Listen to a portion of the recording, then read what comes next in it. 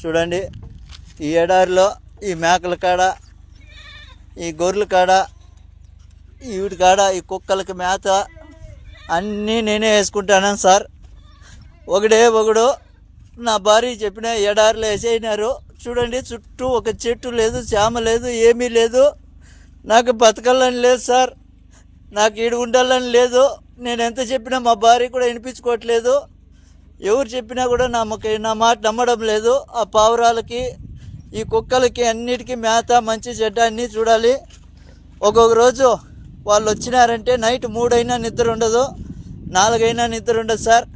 కోళ్ళకి, ఇక్కడ బాతులకి, ఇట్లా కోళ్ళకి అన్నిటికీ మేత చూసుకోవాలి. చెట్లు వచ్చేసి 2 కిలోమీటర్లు ఉన్నాయి సార్. ఆవిడికి నీళ్ళు ఎత్తుకుపోయి పోయాలా, క్యాన్లతో నీళ్లు మోసుకొని పోవాలా. ఈ జనరేటర్లు ఒకటంటే ఒకటి పని చేయడం లేదు. వాళ్ళకి చెప్తే వాళ్ళు కనీసం పట్టించుకోవడం లేదు.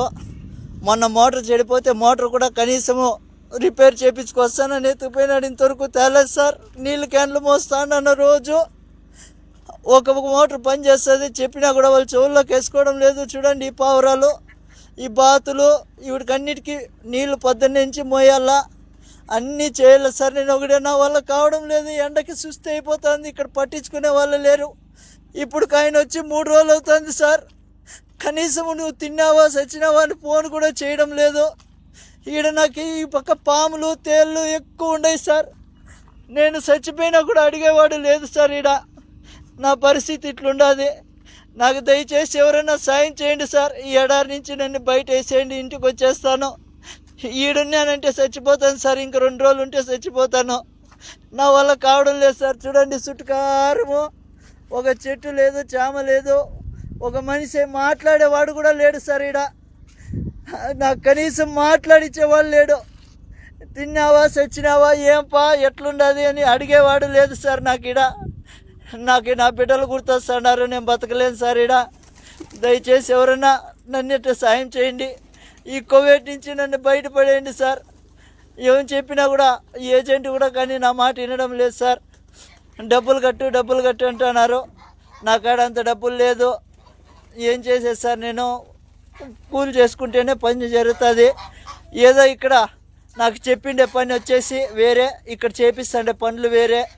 ఎవరికి అడిగినా నాకు పట్టించుకోవడం లేదు సార్. నా వల్ల కావడం లేదు. ఎవరైనా దయచేసి నన్ను అటు గడ్డకేయండి సార్. మీ కాళ్ళు పట్టుకుంటాను.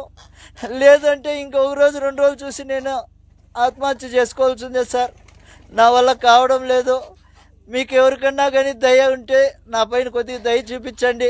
ఎందుకంటే ఇంటికి వచ్చి కూలో నాలో చేసుకునైనా బతుకుతా, కానీ ఇక్కడికైతే బతకలేను. నా వల్ల కావడం లేదు సార్.